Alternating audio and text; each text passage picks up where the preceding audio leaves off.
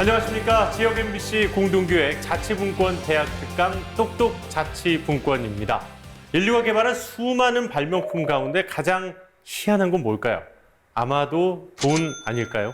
오늘 우리가 이야기를 나눠볼 돈은 바로 모두의 돈에 대한 이야기입니다. 이 자치분권을 하면서 또 빼놓을 수 없는 게 돈 문제죠. 바로 지방 재정에 관련한 문제인데요.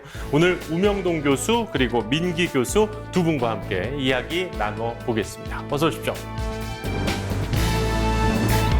생각해보면 돈이라는 게 이 사람과 사람을 이어주고 또 때로는 사람과 세계를 이어주는 매개체가 되기도 합니다. 특히 자치분권과 지방행정을 생각해보면 말이죠. 이 돈이라는 문제를 빼놓고는 설명을 할 수가 없는데요. 자치분권에 있어서 꼭 필요한 바로 이 지방재정, 과연 어떻게 이루어지는 것인지 그리고 어떻게 흘러가는 것인지 우명동 교수의 이야기 청해서 들어보도록 하겠습니다.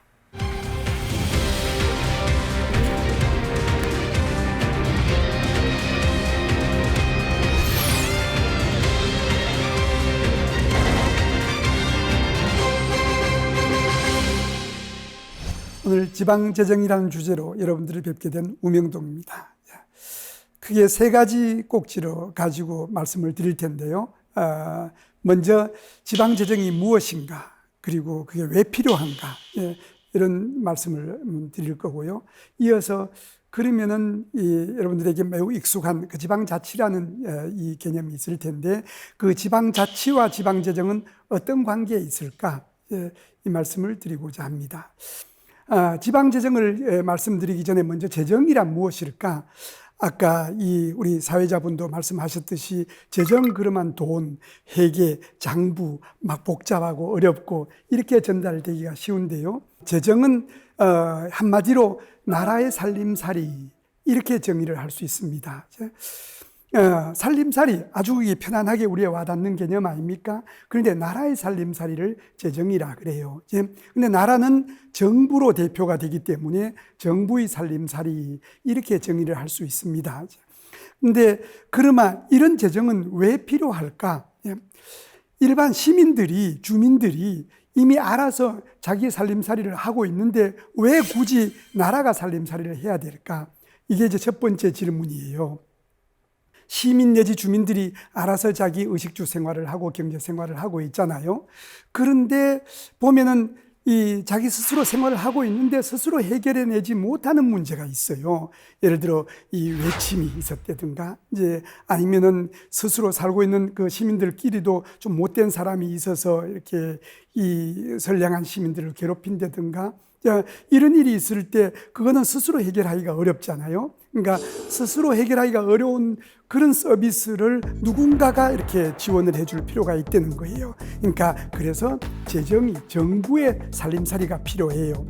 뿐만 아니라 이게 시민들이 생활을 해 나가는데 스스로 알아서 생활을 해낼 수 있는데 그걸 좀 더 잘 할 수 있도록 지원해 주는 그런 일이 필요할 수가 있어요. 예를 들어서 우리 스스로, 시민들 스스로, 그러니까 아이들도 키우고 하는데 아이들끼리 모여가지고 좀 이렇게 즐겁게 모여 놓을 수 있는 공원이 필요할 수도 있고, 그리고 또 모여서 공부할 수 있는 도서관도 필요할 수도 있고요.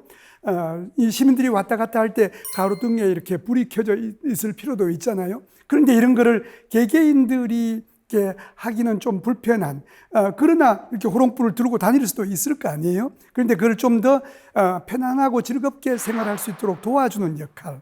이렇게 나라의 살림살이라고 하는 것은 시민이 알아서 생활하고 있는데 그것을 좀 잘할 수 있도록 도와주거나 할 수 없는 일을 지원해주는 그런 역할을 하기 위해서 나라의 살림살이라는 것이 딱 등장해요. 그게 재정이 필요한 이유입니다. 그럼 무슨 돈으로 할까? 원래 오늘날 자본주의 사회에서는 소유권을 시민들이 갖고 있어서 경제활동을 시민들이 해요. 그래서 원래 나라는 소유권이 없어요. 무소유의 국가예요, 그래서 시민들이 경제활동을 한 성과의 일부를 세금이라든지 아니면 각종 분담금의 형태로 가져다가 주로 세금을 가지고 해요. 그래서 이걸 조세국가라 그러기도 하는데 세금만 있는 것은 아니에요. 주로 각종 세금을 걷고 다른 분담금도 걷어가지고 조금 아까 말씀드렸던 그런 지원 활동을 해나가는 것이 재정이 하는 일이에요. 그러면 재정이 무엇이고 왜 필요한지가 이제 이해가 되셨죠? 그러면 이번에는 그렇다면 지방재정은 무엇일까? 이 재정 일반에 관해서 말씀드린 것에서 유추해서 보면은 지방정부의 살림살이 이렇게 얘기할 수 있지 않겠어요? 그런데 우리 여러분들은 좀 덜 익숙할 수가 있어요. 지방정부 이런 말은 잘 못 들어봤잖아요. 그러니까 정부 그러면 중앙정부가 이렇게 연상이 되는데 지방은 지방자치단체 이렇게만 들어봤지 지방정부라고 이렇게 표현하는 것은 이제 잘 못 들어보셨을 수도 있을 거예요. 그런데 지방자치가 이루어지고 나면은 지방자치단체장도 주민들이 뽑죠. 지방의원도 뽑죠. 그래갖고 지역 주민들이 원하는 일을 하죠. 그러면 형태적으로 이제 정부라는 이 모습을 띠고 있어요. 그래서 지방자치단체의 살림살이 또는 지방정부의 살림살이를 우리는 지방재정이라 이렇게 얘기를 합니다. 그러면 지방재정은 무슨 일을 할까? 아까 앞에 그 재정 일반에 대해서 일반은 주로 이제 중앙재정을 염두에 두고 정부 일반을 염두에 두고 얘기했는데 특히 지방재정 그러면은 조금 아까 말씀드린 지방정부, 지방자치단체, 시, 군, 구청, 이제, 그죠? 그런 기초, 이 좁은 단위의 지방정부가 있을 수 있고, 좀 더 넓은 단위의 이 광역시, 도, 이런 정부가 있을 수 있어요. 이제, 그러니까 이 범위에 따라서 자기 관할 지역의 주민들이 아까 말씀드렸던 스스로 해결하기 어려운 문제라든가 해결은 하는데 좀 더 잘할 수 있게 도와주는 일을 그 지방 관할 정부가 일을 수행하는 거예요. 그러니까 지방재정이라고 하는 것은 기초 지방정부, 기초 이 지방자치단체의 살림살이 또는 광역지방정부, 광역자치단체의 살림살이 이런 식으로 이해를 하시면 될 거예요. 아주 쉽게 와닿을 수 있지 않습니까? 예. 그러면 이제 지방재정이 하는 일은 이해가 됐는데 그러면 지방재정은 무슨 돈으로 그런 일을 할까? 중앙재정의 경우하고 지방재정의 경우하고 무슨 돈으로 하느냐 이 부분에 있어서 차이가 좀 있어요. 중요한 차이가 있어요. 이제 중앙재정은 정부가 하나이기 때문에 자기가 걷어들이는 것은 전부 자체 재원이 되는 거예요. 자체 수입이 돼요. 이제.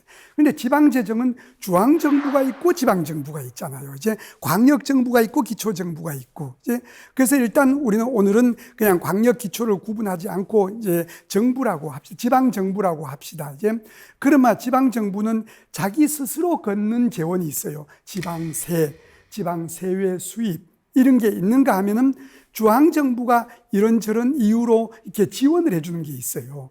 이 후자는 이전 재원 또는 의존 재원이라고 얘기하고 앞에 두 가지는 자체 재원. 그래서 지방재정은 돈의 구성이, 재원의 구성이 두 가지로 크게 나누어져 있어요. 근데 중앙은 그냥 모든 게 자체 재원이죠. 이제 이 부분이 이제 매우 다르고 지방재정의 성격을 규정짓는데 아주 중요한 역할을 해요. 그리고 필요할 때는 또 빚도 내요. 지방채라는 거를. 이제 지방채는 한 2% 남짓 돼요. 이제 이렇게 구성된 재원을 가지고 아까 말씀드렸던 그런 일들을 하는 것이 지방재정이다.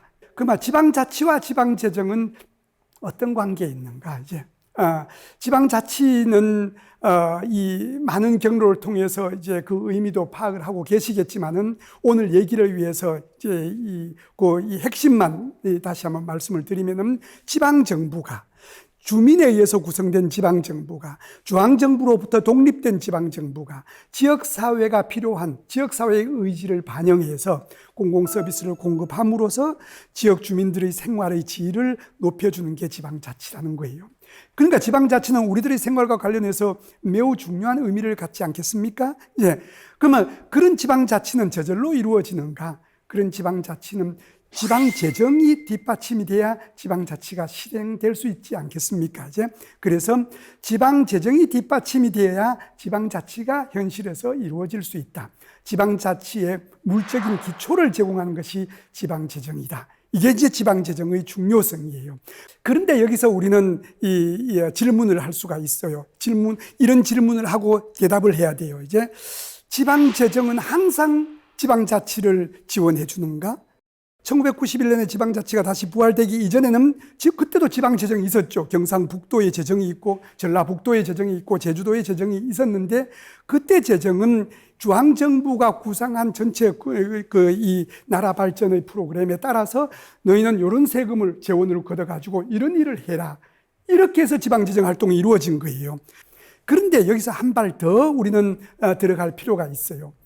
지방 재정이 분권적으로 행해진다는 말은 도대체 무슨 말인가? 이제 여기서는 크게 이제 이 서로 다른 두 가지 견해가 있어요. 이제 두 가지 입장이 이제 하나는 지방 재정이 분권적으로 행해진다는 것을 양적으로 기준을 정해가지고 지방이 세금을 많이 거두면 세금 면에서 세입 면에서 분권이 이루어졌다. 그리고 지방이 일을 많이 하면 세출 면에서 분권이 이루어졌다. 이와 같이 세금과 일을 중앙과 지방이 어떻게 나누어서 행하고 있는가 하는 그 양적 지표에 따라서 이제 지방 분권이 지방 재정 면에서 분권이 이루어지고 있다 아니다를 이제 이 판단하고 얘기를 하는 그런 견해가 있어요. 제가 이제 지방 재정과 중앙 재정의 그 관계를 이렇게 예쁜 표로 한번 만들어 봤어요. 이제 오른쪽은 시, 군, 구, 관할 지역 사회예요. 시, 군, 구는 예를 들어서 주민들이 생활할 때 가로등을 설치한다든가 쓰레기 처리 시설을 한다든가 마을 공원을 만들어 달라든가 이런 부분들은 기초정부가 이렇게 제공해 주는 거예요. 그러면서 거기에 상응하는 세금을 이렇게 걷어요. 시, 군세로는 주민세, 재산세, 자동차세, 지방소득세, 담배소비세 이런 것들이 있는데 자치구는 두 개밖에 없어요. 이제 재산세 그런 거하고 등록면허세. 나머지 그 예외적인 게 있습니다만 일단 기본적인 틀은 그래요. 그러면 광역은 좀 더 넓은 단위에서 이제 지방 도로, 이제 교육, 소방, 이제 요즘 지방 경찰 그런 거 들어보셨죠? 경찰 서비스 이런 건 좀 더 넓은 범위의 지방 정부가 넓은 범위의 관할 지역의 주민들의 삶을 지원해주는 그런 일을 할 거예요. 거기에 상응하는 세금을 걷어요. 광역세를 걷어가지고 이제. 그리고 중앙정부는 나라 전체의 일, 아까 소개해드렸잖아요. 국방, 이제 외교, 통일 문제도 마찬가지죠. 여러 지역에 떨어져 있는 친지들하고 통신 연락을 하려고 하는데 이걸 개인이 해내기는 어렵잖아요. 이런 서비스를 소위 말하는 국세라는 세금을 걷어가지고 이런 서비스를 제공해 주는 거예요. 우리나라는 참여정부 시절에 이 돈을 많이 주면은 이게 이 지방자치가 잘 될 거라고 보고 세출 분권 중심으로 지방 그 재정을 운영했어요.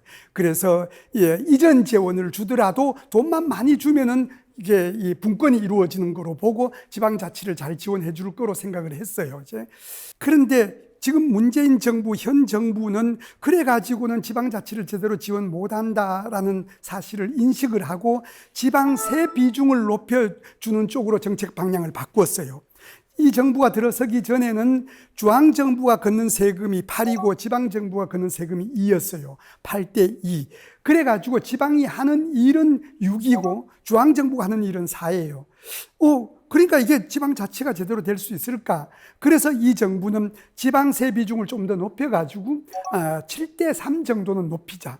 더 나아가서 6대 4로 높이고 싶다고 처음에 얘기를 했는데 그거는 좀 당장 실현하기가 어려우니까 7대 3으로 높이자. 그래가지고 지금 분권 정책을 이제 강력하게 추진을 하고 있어요. 그런데 아직도 7대 3에 다다르지를 못하고 7대 3으로 나가고 있는 중이에요. 실질적으로 이제 이 분권을 이해하는 경우에 아까 말씀드렸듯이 세입과 세출에서 지방정부가 얼마나 의사결정을 자율적으로 할 수 있는가 그 정도에 따라서 분권이 이루어지고 있다 아니다 이제 이렇게 얘기를 하는 견해예요. 이제 우리 정부에서 얘기하는 자치분권이란 용어도 이런 관점에서 얘기하는 것이라고 보시면 될 것입니다. 이제 그러나 구체적인 어떤 지표 사례를 보게 되면 세입 측면에서 이제 지방세 같은 경우도 아까 형식적으로 볼 적에는 지방세 수입이 얼마나 되느냐 이렇게 이제 우리가 파악을 했는데 이제는 그게 아니고 지방세를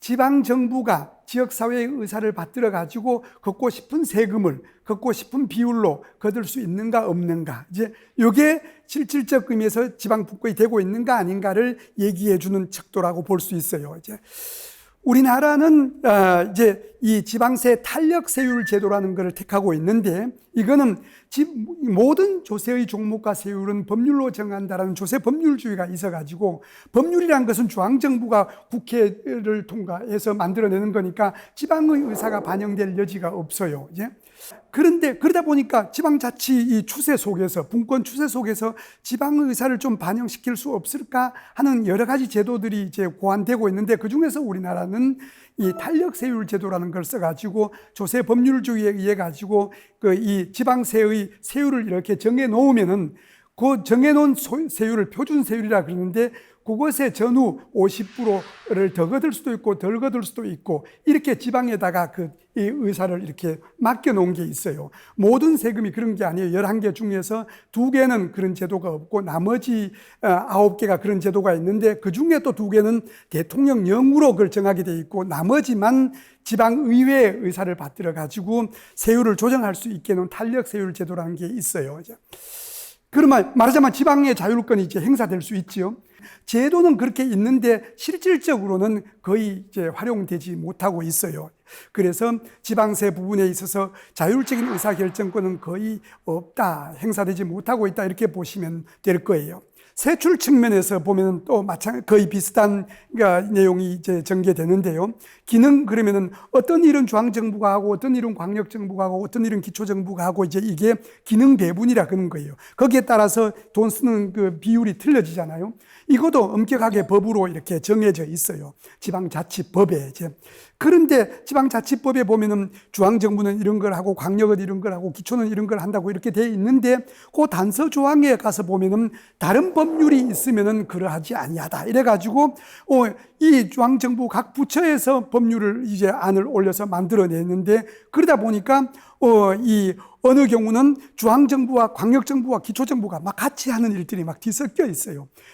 또 이제 지방 예산인데 이 지방 예산을 편성할 때도 예전에 비해서는 자율성이 많아졌다고 해요. 이제 그럼에도 불구하고 예산 운영 기준이라는 것을 해마다 하달하는데 거기에 이제 국책, 중앙정부의 정책 방향이라든가 아니면 세부적인 그 예산 편성 기준이 전국적으로 획일적인 기준이 하달이 돼서 지방정부 운신의 폭이 크지 못해요. 그 보조사업은 국고보조금에 의해서 이렇게 이제 이 하달되는 사업인데 이런 사업이 주어지면은 그 중에 얼마만큼 내가 돈을, 이 지방정부가 돈을 보태야 되는데 얼마를 보탤 것인가 하는 부분에 대한 의사결정권도 지방정부에 없어요. 법으로 딱 정해져 있어요. 이 정도로 말씀을 드려보면은 세입과 세출 어느 측면에서 보더라도 실질적으로 지방정부가 자율적인 의사결정권을 갖고 행해낼 수 있는 여지가 거의 없어요. 왜 이 정부가 자치분권이라는 용어를 이렇게 내걸면서까지 지방자치를 좀 더 현실적으로 구체화시키고자 노력하고 있는지를 이해할 수 있을 거예요. 자, 이 지방자치는 곧바로 우리들의 삶의 질을 제공하는 데 매우 중요한 의미를 가지고 있잖아요. 그것이 실질적으로 우리들의 삶의 질을 개선하는 데 도움이 되려 그러면 지방재정이 실질적으로 분권적으로 운영이 될 때 자율권을 가지고 제도를 만들고 이제 바꿔나가는 그런 이 힘이 있을 때 비로소 지방재정이 지방자치에 이게 이 지방자치를 제대로 실현될 수 있는데 기능을 수행할 수 있다는 사실을 이해할 수 있을 거예요. 지방재정은 아까 우리 사회자분께서 이제 이 우리 모두의 돈이다 이제 이렇게 소개를 해주셨는데 지방재정 문제는 단순하게 돈의 문제가 아니고 돈이라는 것은 양으로 측정되잖아요. 양의 문제가 아니고 그 돈을 움직이는 이해관계자들, 중앙정부와 지방정부, 지방정부와 지역사회, 그 관계 속에서 돈이 어떻게 움직이는가, 그래서 주민들에게 어떻게 반영이 되는가. 지방재정의 문제는 이와 같이 관계의 문제라는 사실을 이해하는 것이 매우 중요해요. 그래서 그러한 관계의 문제이면서 관계 틀을 만들고 바꿔가는 의사결정 과정의 문제이다. 이렇게 이해를 할 때 비로소 지방재정이 실질적으로 분권적으로 운영되는지를 파악할 수 있고 그래서 그것이 지방자치, 즉 우리들의 삶의 과정에 어떻게 긍정적으로 영향을 미치는지 아닌지를 이해할 수가 있게 돼요. 단순하게 이 중앙정부가 얼마 쓰고 지방정부가 얼마 쓰고 세금을 얼마를 걷고 이렇게 이 금액 자체, 장부 자체만 가지고 지방재정 문제를 파악을 해서는 그것이 우리들의 삶에 주는 의미를 파악하기가 매우 힘든다. 그래서 지방재정 문제는 관계의 문제이다. 그리고 의사결정 과정의 문제이다. 라는 사실을 이해하는 것이 매우 중요하다는 말씀을 드리고자 합니다. 자, 이렇게 지방재정활동이 우리들이 생활에 주는 의미, 지방자치라는 것을 통해서 우리들이 생활에 주는 의미를 이해를 했어요.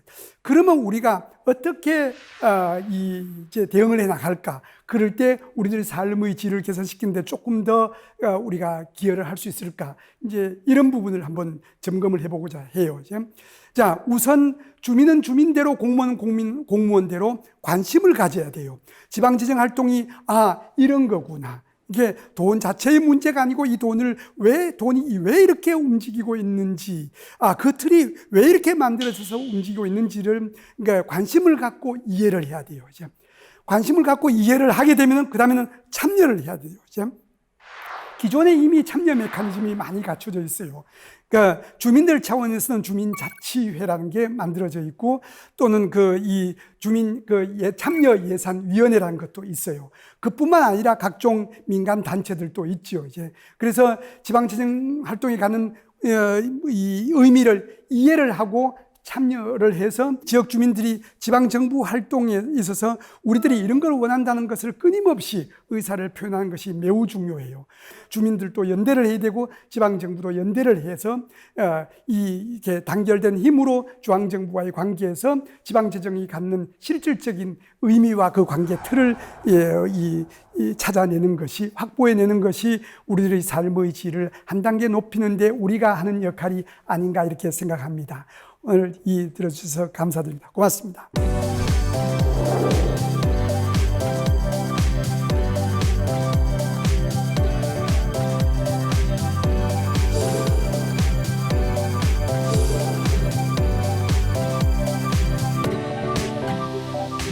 네, 홍명동 교수의 강연 잘 들었습니다. 그동안 우리가 생각하고 있는 이 지방 재정이라는 게 어떻게 이루어지나 저는 참 궁금했었거든요. 그런데 이런 세금은 이런 식으로 지방에서 걷고 이런 세금은 또 중앙정부에서 걷구나. 이런 것들을 좀 일목요연하게 알 수가 있었습니다. 그리고 무엇보다 중요한 건 자율성이구나. 이런 걸 또 한번 느낄 수 있는 그런 강연이었는데요. 그렇다 보니까 문득 이 지방세라는 건 또 우리 삶에 어떤 식으로 영향을 미치는가 궁금해지기도 했습니다. 자, 그렇다면 이 자치분권과 지방재정에서 이 필요한 지방세, 이것을 중심으로 오늘 민기 교수께서 계속해서 여러분께 강연을 해드리겠습니다.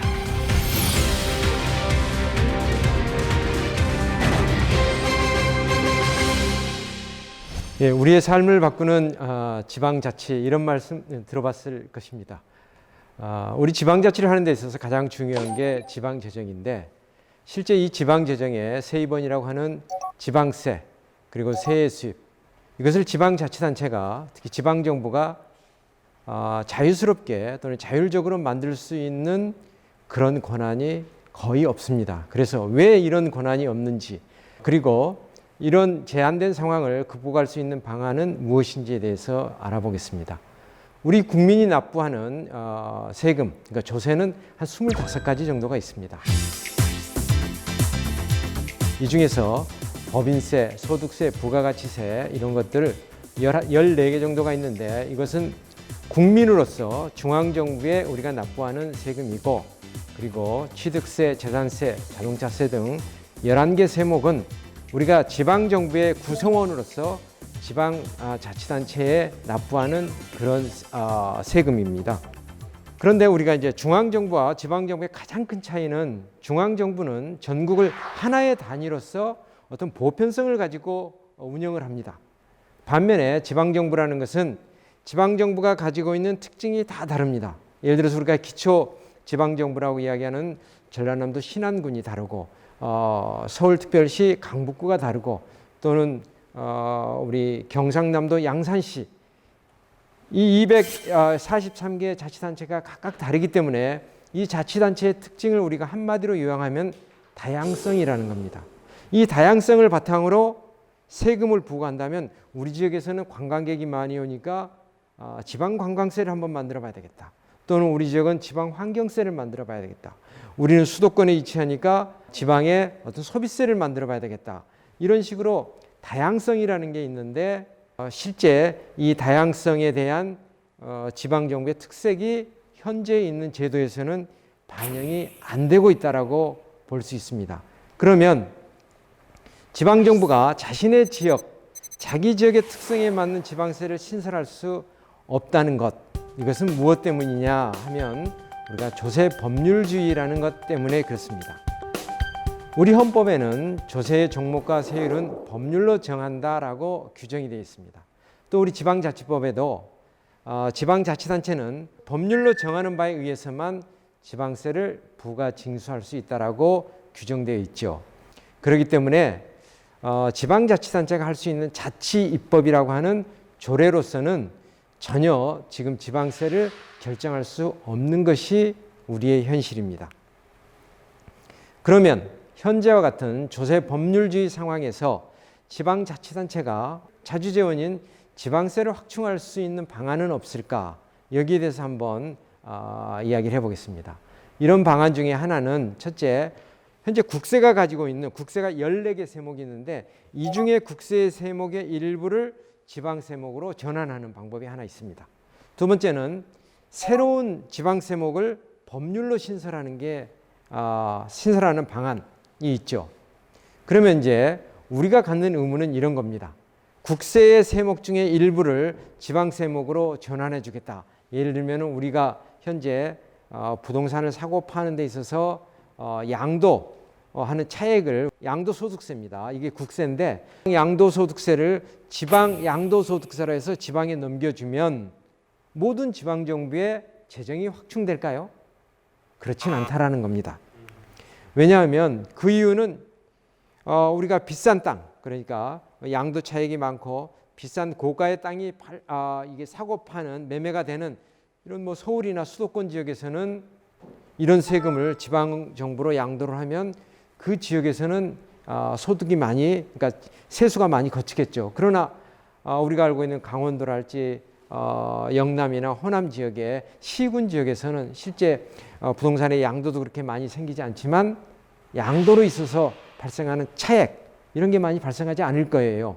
그러면 이런 세금을 만들어도 실질적으로 어떤 지방자치단체, 지방정부만 세입이 늘어나지 기타의 지방정부의 세입에는 크게 도움이 되지 않을 수도 있습니다.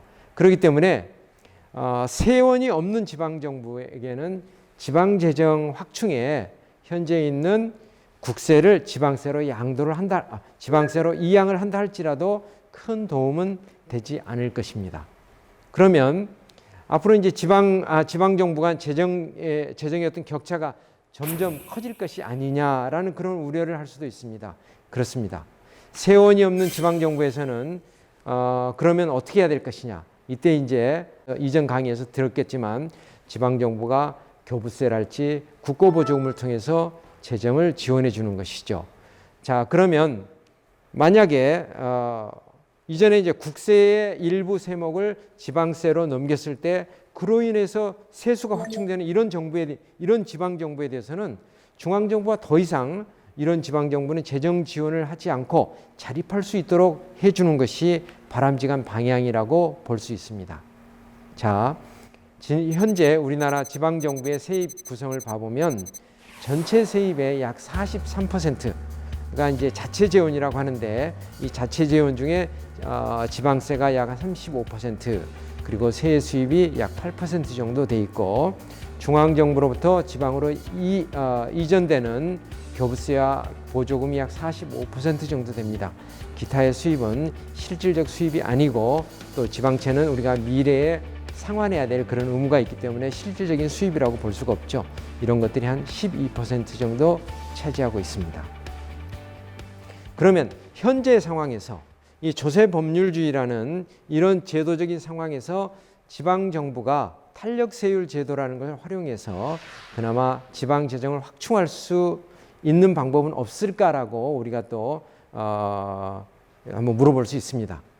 현재 탄력세율 제도 지방세 11개 세목 중에서는 일부 세목에 대해서는 지방정부가 최고 50%를 할증하거나 또는 50%를 할인해 줄 수도 있습니다. 취득세가 취득가액의 3%라면은 이 3%의 50%인 1.5%포인트 이것을 높일 수도 있고 또는 낮출 수도 있습니다. 그렇게 되면 어떤 지역에서는 취득세가 최고 4.5%일 수도 있고 최저 1.5%까지도 될 수 있습니다. 제주도 같은 경우는 제주도는 특별자치도이기 때문에 이 3%의 취득세를 하나도 안 받을 수도 있습니다. 그러니까 0%도 될 수 있고 반면에 100% 활증할 수도 있기 때문에 6%로도 될 수가 있죠. 그런데 이런 탄력세율 제도가 이제 도입이 됐을 때는 원칙적으로는 지금 현재 세율보다는 좀 더 높이 받아서 이 지방세를 확충할 수 있도록 해보자라는 그런 차원에서 이 제도가 도입이 됐는데 실제 우리가 이제 지방자치를 지금까지 한 30년 해왔습니다. 근데 지방자치를 해올수록 지방정부가 이 세율을 높이는 게 아니라 오히려 낮춰주는 이런 조세 경쟁 현상이 나타나기도 하고 있습니다. 한 사례를 살펴보면 우리가 보는 항공기도 부동산처럼 이렇게 항공사가 구입을 하면 어느 지방정부에 등록을 해야 됩니다. 그러면 이 항공기를 구입했을 때 들어가는 취득세, 또 보유하게 되면 등록지에서 보유하게 되면 재산세를 내야 되는데 우리나라 공항 중에 약 한 15개 공항을 가지고 있는 자치단체가 있는데 이 중에서 이 항공기를 유치하려고 항공기 재산세가 예를 들면 한 0.3% 정도 되는데 이 0.3%를 받는 게 아니고 어디는 0.25%, 어디는 0.2%, 심지어 0.15%까지 이렇게 감면해 주고 있습니다. 대표적으로 이것은 이제 조세 경쟁이라고 하는데 사실 이걸 들여다보면 지방자치단체가 전체 받아들일 세입을 스스로 지금 감수하고 있는 이런 문제들이 발생하고 있기 때문에 이러한 데 있어서 어떤 보완책도 지금 현재 요구되고 있는 상황입니다. 그 다음에 또 지방정부가 이제 지방세 이외에 자체 재원으로서 확충할 수 있는 것이 지방세외 수입입니다. 그러면 이 지방세외 수입을 확충할 수 있는 방안에는 어떤 것이 있을 것인가 한번 살펴보겠습니다. 우리가 지방정부 자체 세입 중 이제 우리가 지방세외 수입이라고 이야기하는데 이 지방세외 수입은 우리가 흔히 보면 주민센터에 가서 주민등록 등초본을 발급받을 때 뭐 600원씩 내고 있는 이런 것들, 그리고 우리가 매일 사용하는 수도요금 또는 하수도요금, 쓰레기 종량제 봉투, 이런 모든 것들이 사실상 우리 세외 수입이기도 하고 제주도 같은 곳은 공영관광지, 입장료, 이러한 2천여 가지의 지방세외 수입이 있습니다. 이 지방세외 수입은 우리가 지방정부 전체 수입 중에서 약 한 8%, 약 30조 정도 됩니다. 그런데 여기에서도 보면 지난 우리가 30년 동안 지방자치를 해오고 있는데 전체 세입에서 차지하고 있는 비중 중에 지방세외 수입이 과거에는 한 20% 정도 됐어요. 그런데 지금은 8% 정도로 계속 낮아지고 있는 이런 문제가 발생하고 있습니다. 지방세외 수입이라는 것은 지방세와 달리 지방세는 제가 어떤 서비스를 받아도 또는 받지 않아도 강제적으로 저에게 부과가 되는데 지방세외 수입은 제가 어떤 서비스를 받았을 때만 제가 납부를 해야 하는 의무가 생기기 때문에 실제 어떤 조세 저항 이런 게 굉장히 낮습니다. 그래서 우리가 앞으로 지방 재정을 확충하는 데 있어서 많이 활용해야 할 분야 중에 하나이죠.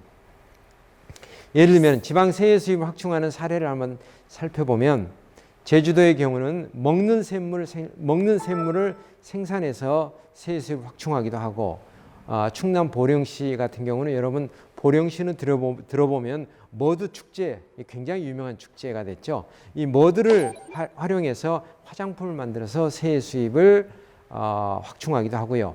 안산시 같은 경우는 과거에는 송전탑이 있는 곳에만 점용료를 받았는데 송전선로가 지나가고 있는 그 부분에 대해서도 이번에 안산시 공무원들이 법적 소송을 통해서 점용료를 받을 수 있도록 이렇게 수익을 올린 사례들도 있습니다. 반면에 이렇게 이제 세외 수입을 확충하는 것도 있는데 또 하나의 한계들도 있습니다. 예를 들어서 전라남도 신안군이나 또는 경남 남해는 굉장히 많은 관광객이 찾아오고 있습니다. 또 강원도나 제주도에도 관광객이 찾아오고 있죠. 이 관광객이 많이 찾아오고 있는 것은 어떤 문제가 발생하냐면 생활 폐기물 배출이 굉장히 많이 나타나고 있습니다. 또는 외부 교통이 유입이 되고 각종 사고들이 다른 지역보다 굉장히 많죠. 그래서 쓰레기 처리 비용 등을 실제 그 지역 주민이 내는 지방세로 현재 처리하고 있어요. 그 지역 주민 입장에서 보면은 관광객들이 와서 버리고 있는 쓰레기 처리 비용을 내가 내는 지방세로 처리하고 있다면 공정하지 않다라고 생각을 할 것입니다.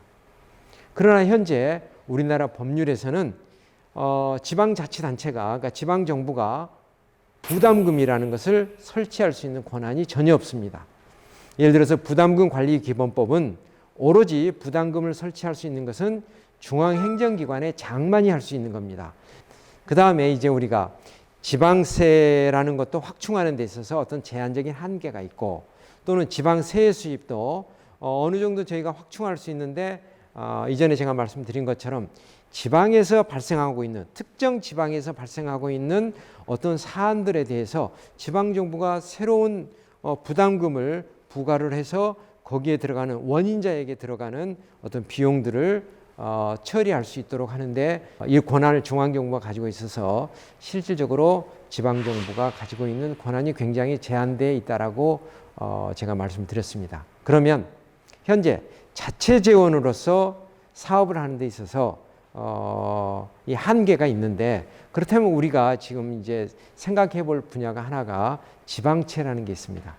지방채라는 것은 정말 우리가 재정이 부족해서 외부로부터 재원을 동원을 해서 어떤 사업을 하는 것인데, 실제 이 지방채 제도를 지방자치단체 그리고 지방에 있는 우리 주민들이 너무 소극적으로 생각하고 있는 그런 생각하고 있다라는 그런 의견들도 있습니다. 지방채는 지방정부가 어떤 재정 수입의 부족액을 보충하기 위해서 미래에 우리가 갚겠다, 그러니까 변제하겠다는 조건으로 외부로부터 빌려오는 그런 돈입니다. 그렇기 때문에 미래에 반드시 상환해야 하기 때문에 저희가 이 지방채에 의존을 해서 재정 운영을 하면은 미래에 어떤 재정 부실을 초래할 수 있는 그런 위험 또한 포함이 되어 있습니다. 그러나 사실 보면 우리나라 중앙정부가 가지고 있는 국가 채무는 800조 원이 넘는데 지방 채무는 25조 원에 불과합니다. 그래서 현재 채무를 활용하는 것이 항상 나쁜 것만은 아니라고 볼 수 있는 것이죠. 사실 우리가 개인 살림을 할 때도 집을 장만한다, 이렇게 돈이 많이 들어가는 것들은 은행에서 융자를 받아서 집을 구입한 다음에 제가 일정 부분 20년 또는 30년 동안 우리가 상환해서 제가 자산을 확보하는 그런 경우도 있죠. 예를 들면은 자, 지방채로 할 수 있는 사업들은 그러면 어떤 것들인가? 대표적인 사업들이 이런 것들이죠. 지금 설치하고 있는 어떤 시설이 예를 들면 상수도 시설 이런 것들이죠. 현재 살고 있는 세대뿐만 아니라 미래 세대도 이런 편익을 받는다라는 겁니다. 그러면 현재 살고 있는 사람들의 세금으로 이런 편익에 들어가는 이 비용을 충당한다면 사실상 현재 살고 있는 이 현 세대 입장에서는 굉장히 불공정하다고 할 수 있습니다. 그래서 이런 오랫동안의 편익이 나오는 시설에 대해서는 20년, 30년 동안 살고 있는 이 지역 주민이 그 부담을 할 수 있도록 사실상 지방채로 사업을 하는 것도 하나의 방안이라고 볼 수 있습니다. 지금까지 지방자치에 있어서 가장 중요한 지방재정 확충과 관련된 쟁점 몇 가지를 저와 함께 알아봤습니다. 이 중에는 지방정부가 지방세를 마음대로 설치할 수 없는 현행 제도는 무엇 때문인가 해서 우리가 조세 법률주의라는 걸 알아봤고요. 탄력세율 제도라는 것이 있는데 이게 현재 활성화되지 않고 있는데 앞으로 활성화될 수 있도록 중앙정부가 적극적으로 이 활성화하고 있는 이런 지방자치단체를 한번 지원해 줄 수 있는 그런 제도를 한번 마련해 보는 것, 그리고 지방세 수입에 있어서 부담금 신설에 관한 권한들을 지방에 권한을 줘서 이걸 적극적으로 활용해 볼 수 있도록 하고, 그 다음에 지방채 소극적으로 활용하고 있는 지방채 활용에 대해서 살펴봤습니다. 이번 계기를 통해서 지방재정에 대한 여러분들의 이해가 조금이나마 높아졌으면 합니다. 감사합니다.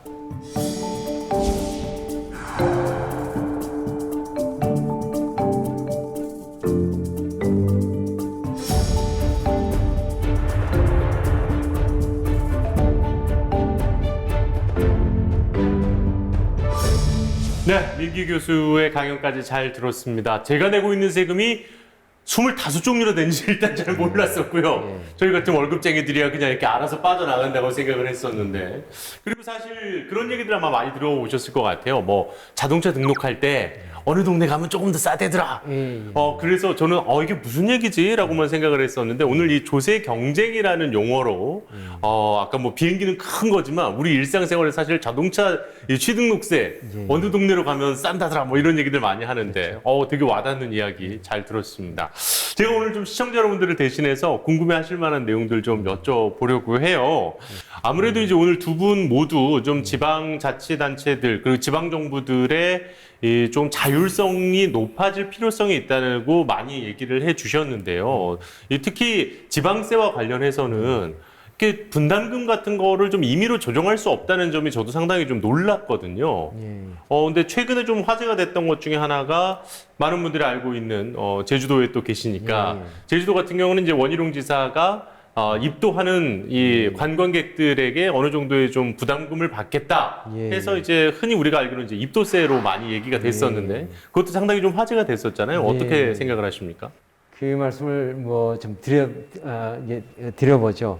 제주 인구가 지금 약 한 69만 정도 됩니다. 여기까지 해서.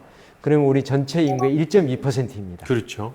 인구 비중은 1.2인데 제주도에서 배출되는 생활 폐기물은 전국 비중의 2.3%입니다. 두 배군요. 이게 2배 정도 됩니다. 그럼 우리 제주도민이 특히 생활 폐기물을 많이 배출합니까? 아닙니다. 그렇죠. 그러면 제주도에는 하루에 우리가 코로나19 상황, 지금 상황에도 많은 분들이 오십니다. 그렇죠. 이 정상적인 상황에서는 약 20만 명 정도가 우리 제주도민 이외 분들이 살고 계십니다. 제주도에 20만 명. 네. 이분들이 배출하는 게 있기 때문에 사실 2.3%가 나옵니다. 그렇네요. 그런데 전국의 2.3%에 해당하는 생활 폐기물 이 처리 비용을 거의 100% 우리 제주도민이 연간에 약 1,400억 정도 들이는 지방세로 처리하고 있습니다. 그래서 우리 입장에서 보면 불공정하죠. 그래서 제주도에 들어오시는 분들이 이제 쓰레기를 배출하니까 원인자죠. 이 원인자들도 일부 부담을 하시라 해서 우리가 이제 환경보전기여금이라는 어떤 이 부담금입니다. 네네. 부담금을 신설하려고 하는데 특별자치도지만 그런 권한이 없어요. 그래서 이제는 이런 권한을 현재 지금 누구만 가지고 있냐면 중앙행정기관의 장만 가지고 있어요. 그래서 제주도에도 이런 부담금을 신설할 수 있도록 지금 노력을 하고 있는데 사실 이런 부담금을 신설하면 제주도를 방문하신 분들은 이런 부담금을 저희들이 걷어서 생활 폐기물도 더 빨리 처리하고 환경 보존도 더 잘하고 오히려 그 부담금을 내신 분에게도 보다난 환경을 저희들이 돌려드릴 수 있도록 또는 향유할 수 있도록 하기 때문에 전체가 윈윈 되는 그런 상황을 만들 수 있는데도 불구하고 지방자치단체, 지방정부의 장이 그런 것을 만들 수 있는 권한이 없습니다. 그렇군요. 사실 우리 제주도뿐만 아니라 제가 아까 말씀드린 이 해안들 많이 가지고 있는 아름다운 해안을 많이 가지고 있는 것들은 모두 똑같은 그런 상황에 직면에 있습니다. 이번에 우 교수님께 한 가지 좀 여쭤보겠습니다. 사실 아까 이제 자체 재원 그리고 이전 재원이라고 설명을 해 주셨었는데요. 뭐 저희 같은 이제 일반적인 시민들 입장에서 볼 때는 아니 그 돈이나 이 돈이나 어쨌든 우리 지역을 위해서 쓰이는 돈 아니냐. 정부에서 내려오는 돈이든 아니면 뭐 내가 낸 지방세든 간에. 근데 이 두 개를 좀 구분지어서 자율성에 대해서 강조를 하시는 이유가 좀 있을까요?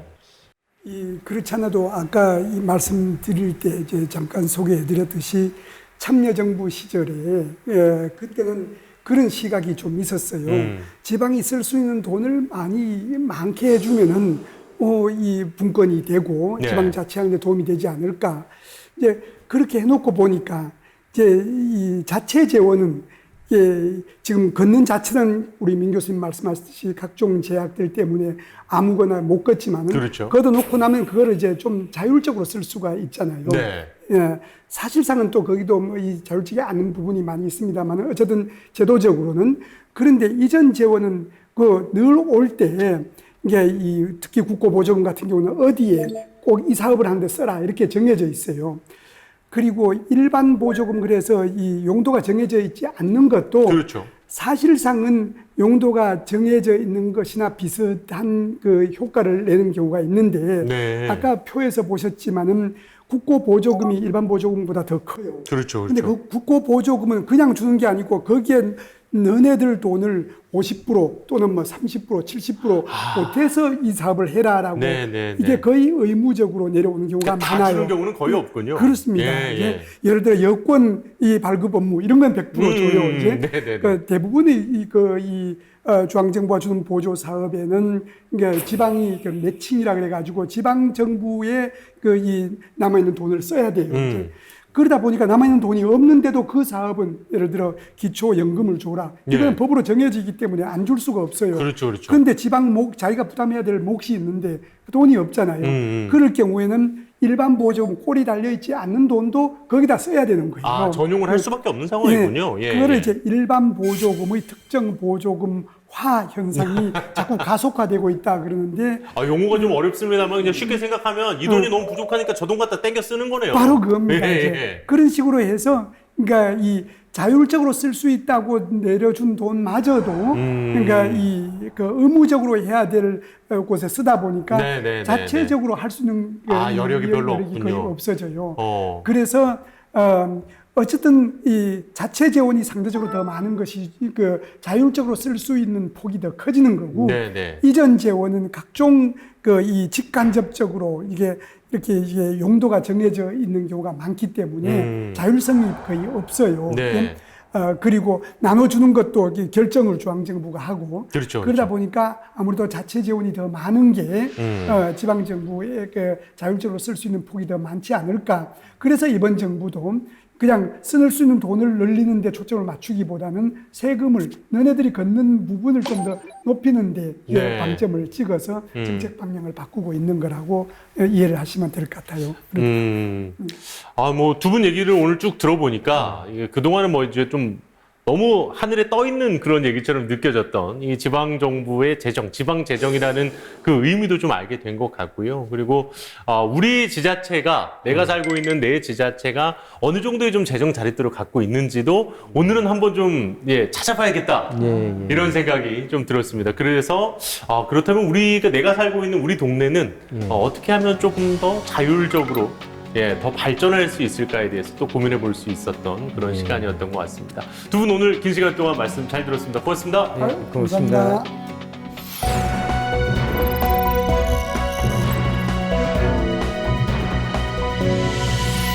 돈의 힘, 셉니다. 뭐 누구도 부인할 수 없겠죠. 그리고 어떻게 보면 우리가 하루에서 가장 입에 많이 올리는 말이 바로 이 돈이라는 단어일지도 모르겠습니다. 그렇지만 또 입 밖으로 꺼내는 건 뭔가 좀 꺼리게 되는 참 희한한 단어죠. 지방정부의 재정도 오늘 마찬가지인 것 같습니다. 단순히 이 돈의 주인이 우리라는 것뿐만이 아니라 이 돈이라는 것, 특히 지방재정이라는 건 관계라는 걸 오늘 우리가 배워볼 수가 있었습니다. 자, 지역 MBC 공동기획 자치분권 대학 특강 똑똑 자치분권입니다. 저희는 다음 시간에 다시 인사드리겠습니다.